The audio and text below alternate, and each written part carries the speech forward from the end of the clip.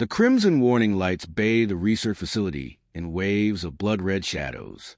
Dr. Marcus Kane adjusted his wire-rimmed glasses for the third time in 2 minutes, sweat beading on his forehead despite the climate-controlled environment. Behind him, a team of 12 Vorthak scientists huddled around their recording equipment, their scaled fingers dancing across holographic displays with nervous excitement. "Are you absolutely certain the containment field will hold?" Kane asked, his voice betraying more anxiety than he intended. The irony wasn't lost on him that humanity's greatest predator was about to be studied like a lab rat. Commander Zephyr of the Vorthak High Command nodded curtly, his reptilian features twisted into what passed for confidence among his species. "Our computational models suggest a 97.4% success rate. The human specimen has been unconscious for 47 standard hours. Even their enhanced physiology requires adequate recovery time." Kane snorted, a bitter laugh escaping his lips. "You clearly haven't met Ravencross." The specimen in question lay motionless on the examination platform, secured by energy restraints that could theoretically hold a charging megalodon. Raven appeared deceptively peaceful. Her athletic frame relaxed, dark hair spilled across the metal surface like spilled ink. The monitoring equipment displayed steady vitals, confirming her unconscious state. "Begin recording," Zephyr commanded, his voice carrying the authority of someone who had never faced a human in combat. The lead technician, a nervous creature named Blixer, activated the main recording array.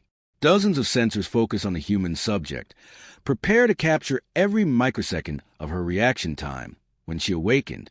This data would be invaluable for the Vorthak military, providing crucial intelligence about human combat reflexes. "Recording active, Commander," Blixer announced, his voice trembling slightly. "All sensors operational. Temporal measurement accurate to nanosecond precision." Kane shook his head, muttering under his breath, "You idiots have no idea what you're dealing with."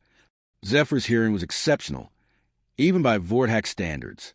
"Dr. Kane, perhaps you would care to enlighten us about this particular specimen's capabilities?" A slow smile spread across Kane's weathered face, the expression holding zero warmth. "Ravencross isn't just any human soldier. She's what we call a ghost operative. Enhanced reflexes, tactical genius, and a talent for making impossible situations look routine. But that's not what should terrify you." "Elaborate," Zephyr demanded, though his confident posture was beginning to show cracks. "She holds grudges like a religion," Kane continued, his voice dropping to an ominous whisper. 3 months ago, your people destroyed her home colony, killed her family. She's been hunting your kind ever since, and let me tell you, she's exceptionally good at it." The monitoring equipment suddenly registered a subtle change in brain activity. Blixer's eyes widened as he stared at the readings. "Commander, the subject's neural patterns are shifting. She may be regaining consciousness." "Excellent," Zephyr said, moving closer to the observation window. "Maintain recording protocols. The moment she awakens, we'll have unprecedented data on human combat reflexes." Kane backed away from the observation deck, positioning himself near the emergency exit. "You know what the funny thing is? You're all standing around here, waiting to measure her reaction time. Meanwhile, she's probably been awake for the last 10 minutes, cataloging every weakness in your security, memorizing your positions, and planning exactly how she's going to kill each one of you." "Impossible," Blixer protested, tapping his display frantically. The bioscanners show clear unconscious patterns. Heart rate steady, brain waves indicating deep sleep state. "Raven taught me something during our brief partnership," Kane said, his voice carrying grim amusement. "The difference between appearing unconscious and actually being unconscious is about 3 seconds of survival time. The restraint field suddenly flickered, just for a nanosecond, so brief that most of the instruments didn't register it. But Kane saw it, and his face went pale. "She's already loose," he whispered. "What did you say?" Zephyr spun around, but Kane was already moving toward the exit. The lights went out. Emergency illumination kicked in 2 seconds later, bathing everything in pale blue emergency lighting. The examination platform was empty. "Where is she?" Zephyr roared, his composure finally cracking. Blixer, run a facility-wide scan. I'm trying, Commander, but the scanning array is offline. Something has interfered with our sensor network. Kane's laughter echoed through the observation deck, cold and mirthless. You wanted to record her reaction time? She was already moving before you even knew she was awake. That's not a reaction. That's predation. A soft voice drifted through the facility's communication system, feminine and deceptively calm. Hello, boys. Thank you for the lovely accommodations. The 47 hours of rest were exactly what I needed. Zephyr grabbed his weapon, a plasma rifle designed to stop charging war beasts. Human, surrender immediately. You are outnumbered and outgunned. Raven's laugh was like silk wrapped around razor wire. Outnumbered? Let me count.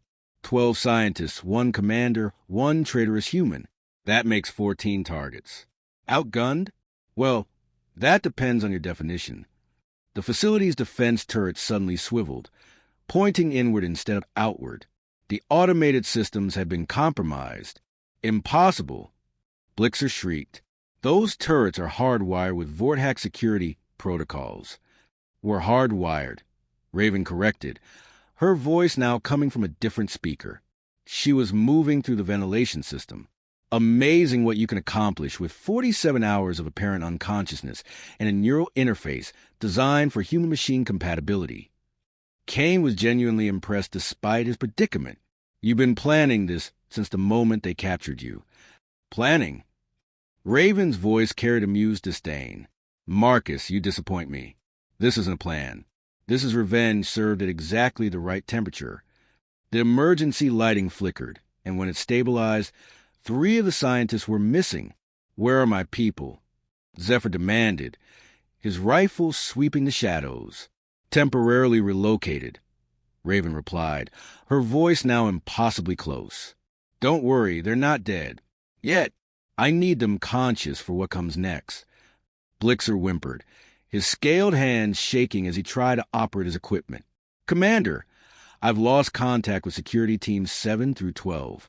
Communications are completely compromised. You see, Raven continued, her voice taking on an educational tone, you made a fundamental error in your research methodology. You assumed that recording human reaction time would give you tactical advantage. But reaction implies response to stimulus. What you're experiencing isn't reaction. It's initiative. Another flicker of darkness. 2 more scientists vanished. Kane found himself genuinely curious despite the mortal danger. Raven, how long have you been awake? Since they brought me aboard their ship 3 days ago, she answered cheerfully. The unconscious act was necessary to make them overconfident. Humans excel at playing possum when the stakes are high enough. Zephyr was backing toward the reinforced bulkhead, his rifle trained on shadows that seemed to move independently. This facility is secured with the most advanced Vorthak military technology. Was secured, Raven corrected. Past tense is important here, Zephyr. Your people destroyed Harmony Station while my daughter was visiting her grandmother. They were having tea when your bombardment began. The temperature in the room seemed to drop several degrees. Sarah was 7 years old, Raven continued, her voice maintaining that terrifying calm. She collected butterfly specimens and wanted to be a xenobiologist. She had this laugh that could make hardened Marines smile. Another scientist disappeared during the next power fluctuation. So when I tell you that this isn't about reaction time, I want you to understand something crucial. This is about making sure you comprehend, on a cellular level, what happens when you target human families. Kane realized he was holding his breath. Even knowing Raven's reputation, witnessing her work was both terrifying and oddly beautiful. She moved through the facility like a force of nature, systematic and unstoppable. Commander, Blixer whispered, we should evacuate. Request immediate extraction. Negative, Zephyr snarled. We have invested too much in this research. Activate the neural suppression field. Already tried. Another technician reported, the human has compromised our control systems. She's been inside our network since awakening. Raven's laugh echoed through the facility again. Actually, since before awakening. Amazing what you can accomplish with biometric spoofing and a little creative hacking. You should really update your security protocols. The remaining scientists were huddled together now, their advanced recording equipment useless against an opponent who treated their technology like toys. You know what the beautiful irony is? Raven asked, her voice now coming from directly above them. You're still recording. Every moment of this encounter is being captured by your precious instruments. Future Vorthak researchers will have detailed records of exactly how thoroughly one human can dismantle your supposedly superior military installation. Kane couldn't help but grin. She's right. You're creating the perfect training video for human tactical doctrine. The lights went out again, and this time they stayed off. Emergency power was apparently no longer available. In the darkness, Zephyr fired his plasma rifle randomly, the energy bolts illuminating brief snapshots of empty corridors and abandoned equipment. Wasting ammunition won't help, Raven observed, her voice now seeming to come from everywhere at once. But please continue. The recording equipment is capturing your panic responses beautifully. When auxiliary lighting finally activated, only Kane, Zephyr, and 2 terrified scientists remain in the observation deck. Where are the others? Zephyr demanded, though his voice had lost most of its authority. Safe, Raven replied. Secured in various locations throughout the facility. They're experiencing a comprehensive education in human tactical capabilities. Consider a practical demonstration of why targeting civilian populations is strategically inadvisable. Kane stepped closer to the observation window, peering into the examination chamber. Raven, what exactly are you planning? Justice, she answered simply. These beings wanted to study human reaction time in combat situations. I'm providing them with an intensive course in the subject. The facility's main computer suddenly activated, displaying tactical readouts across every available screen. The data showed systematic infiltration of every security system, complete mapping of facility personnel, and detailed analysis of Vorthak military protocols. Impossible computational speed, Blixer whispered, staring at the displays in awe. No human mind could process this much information. You're right, Raven agreed. No human mind could. But human minds augmented with neural interfaces and 47 hours of dedicated processing time? That's a different equation entirely. Zephyr raised his rifle toward the nearest speaker. Enough. Show yourself human. As you wish. The lights restored to full brightness, revealing Raven standing directly behind Zephyr, close enough to touch. She wasn't armed with any visible weapon, but her presence radiated lethal capability. Kane's jaw dropped. How long have you been standing there? Since about 30 seconds after the lights went out the first time, Raven replied casually. I wanted to observe their tactical responses under stress. Quite educational. Zephyr spun around, his rifle aimed at Raven's center mass, but she was no longer there. Reaction time is fascinating. Raven's voice came from behind him again. Your species averages 0.7 seconds from stimulus recognition to motor response. Humans average 0.2 seconds. Enhanced humans, 0.05 seconds. She was standing beside the remaining scientists now, though none of them remembered seeing her move. But here's what your research failed to account for, Raven continued, her tone becoming professorial. Reaction time becomes irrelevant when you're already 3 moves ahead of your opponent. Kane found himself applauding slowly. Brilliant. Absolutely brilliant. Raven smiled, the expression somehow more unsettling than her earlier threats. The recording equipment captured everything, didn't it? Every tactical maneuver, every security breach, every moment of psychological warfare. Blixer nodded mutely, too terrified to speak. Excellent. Then my work here is complete. Your people now have comprehensive documentation of human combat capabilities. I suggest they study it carefully before making any future decisions about targeting human civilian populations. Zephyr finally found his voice. You cannot escape this facility. We have orbital backup. Raven's smile widened. Escape? Who said anything about escaping? The facility's communication array suddenly activated, broadcasting on all Vorthak military frequencies. This is Raven Cross, addressing the Vorthak High Command. Her voice carried across the system. You wanted to study human combat capabilities. Consider this your final lesson. Hashtag they wanted to record her reaction time in combat. She was already behind them when they hit record. The transmission crackled across every Vorthak communication channel simultaneously, overriding their most secure military frequencies. Raven's voice carried with crystal clarity to every ship in the surrounding fleet. For the past 6 months, your people have conducted raids against human colonies, believing our species to be inferior. Today, that misconception ends. Admiral Krex aboard the flagship Domination felt his blood turn cold. The human had somehow compromised their entire communication network from inside a supposedly secure research facility. How is this possible? He demanded of his communications officer. Unknown, Admiral. The signal is broadcasting through our own arrays. She's using our technology against us. Back in facility, Raven continued her broadcast while casually dismantling the remaining security systems. Your research team wanted to measure human reaction time in combat. Allow me to provide context for their findings. She gestured toward the recording equipment, which was still faithfully documenting everything. 0.05 seconds from stimulus to response. But that measurement becomes meaningless when humans begin planning their counterstrike before you finish planning your attack. Kane watched in fascination as she moved the room, her every gesture calculated and efficient. The missing scientists were being systematically relocated to designated safe zones throughout the facility, each placement serving multiple tactical purposes. You see, gentlemen, there's something your species failed to understand about human psychology, Raven continued, her voice carrying both the facility occupants and the orbiting fleet. We don't just fight for victory. We fight for principle. And when you target our families, you transform soldiers into something far more dangerous. Commander Zephyr was still trying to track her movements with his rifle, but she moved like liquid shadow, always staying just outside his targeting zone. What do you want? He finally demanded, frustration cracking his voice. Justice, Raven replied simply. Your people destroyed Harmony Station.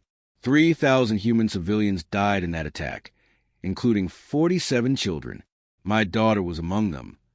The recording equipment captured the moment perfectly, her voice maintaining that terrifying calm while her eyes burned with controlled fury. So I'm going to teach your entire military command exactly why attacking human civilian targets is strategically catastrophic. The facility's main display activated, showing detailed schematics of every Vorthak ship in the surrounding fleet. Technical specifications, weapon configurations, crew complements, everything. Impossible, Blixer whispered. Those are classified military files. How did she access orbital network security? Raven smiled, the expression holding no warmth whatsoever. 47 hours of apparent unconsciousness provide significant opportunities for network infiltration, especially when your captors underestimate human multitasking capabilities. Admiral Krex's voice suddenly joined the transmission from orbit. Unknown human operative. You're surrounded by superior firepower. Surrender immediately and we will consider lenient treatment. Raven's laughter echoed through both the facility and the fleet communication channels. Admiral Krex, commanding the Vorthak 3rd Fleet. Your flagship mounts 42 plasma cannons and maintains a crew of 800. Your tactical doctrine emphasizes overwhelming firepower and minimal risk assessment. The silence that followed was deafening. You've been studying my people for months, Raven continued conversationally. Allow me to return the favor. Your fleet formation follows pattern Delta 7 from your standard tactical manual. Flagship position at coordinate center. Heavy cruisers forming defensive perimeter. Scout vessels maintaining early warning positions. Kane couldn't suppress his admiration. You've been analyzing their fleet composition while conducting this operation? Multitasking. Raven replied with a shrug. Human minds excel at parallel processing when properly motivated. The facility's defense grid suddenly powered up, but instead of targeting Raven, the weapons oriented toward specific coordinates in orbit. Admiral, we're being targeted by the research facility's defense systems, came panic reports from multiple Vorthak ships. How is this possible? Krex demanded. Those systems are under our control. We're under your control, Raven corrected pleasantly. Past tense remains important in tactical situations. The defense grid locked onto 6 specific points in the Vorthak formation, tracking the movement of their most critical vessels with mechanical precision. Now, before we proceed to practical demonstration, Raven announced, I want everyone to understand something crucial about human combat psychology. We don't just react to threats. We eliminate them completely. Zephyr was backing toward the emergency bulkhead, his rifle wavering between multiple shadows that might or might not contain his target. You're one human against an entire fleet. Correct, Raven agreed cheerfully, which is why this will be such an excellent educational experience for your people. The facility's central computer began displaying real-time tactical analyses of the Vorthak fleet, identifying weaknesses in their formation, vulnerabilities in their ship designs, and critical failure points in their command structure. Your species relies heavily on technological superiority, Raven observed, moving to the control room like she owned it. Advanced weapons, sophisticated defenses, superior numbers, all excellent advantages against conventional opponents. She paused beside the main display, her finger tracing the outline of the flagship. But humans specialize in asymmetric warfare long before we reach the stars. We learn to turn superior enemy resources into tactical disadvantages. Admiral Krex's voice carried barely controlled rage. Elaborate your terms, human. Terms. Raven sounded genuinely surprised. Admiral, I think you misunderstand the situation. This isn't a negotiation. This is an education.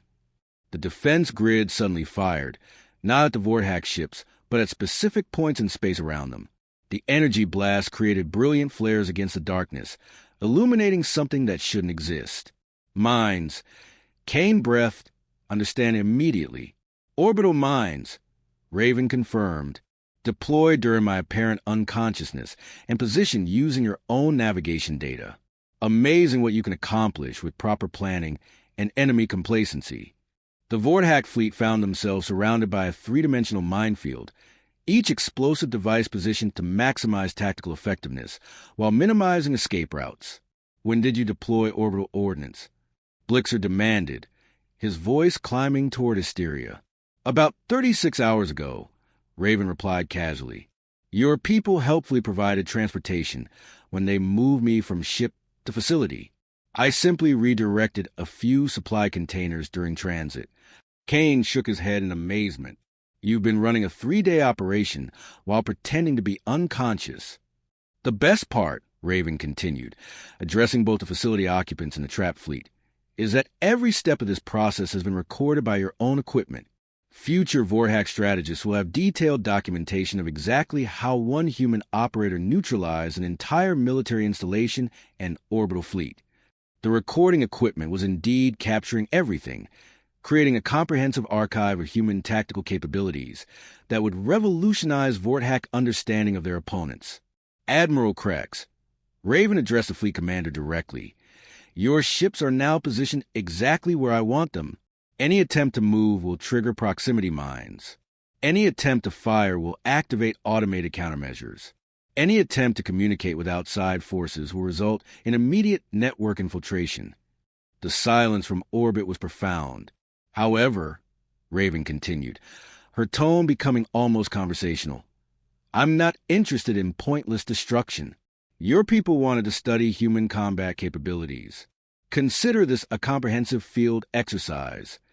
She gestured toward the recording equipment.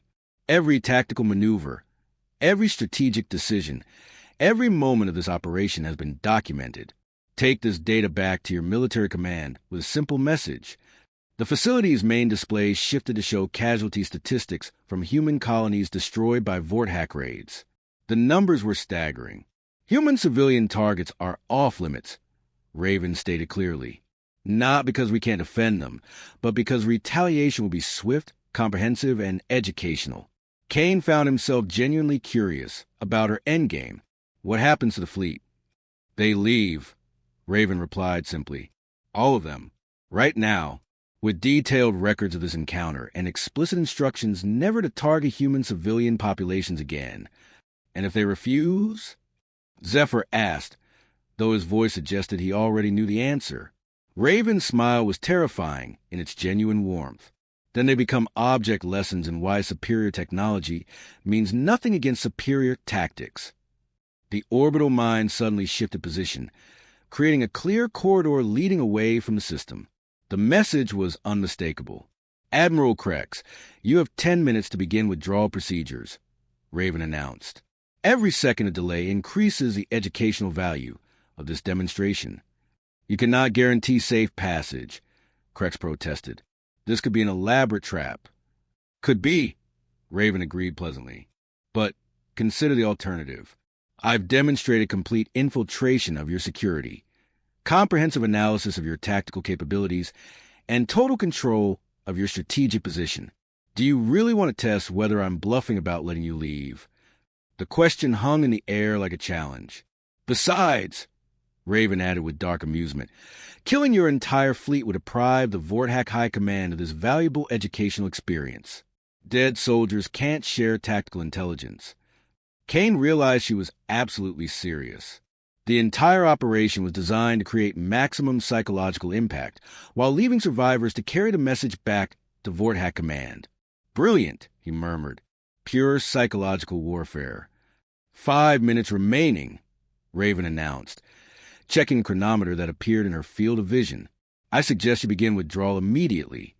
The first Vorthak ship began moving toward the corridor, followed quickly by others. The entire fleet was retreating in obvious disarray, their formation completely broken, educational experience complete. Raven observed with satisfaction. Recording equipment has captured approximately 4 hours of comprehensive tactical data demonstrating human combat capabilities. She turned toward the remaining facility personnel, her demeanor shifting from predator to teacher.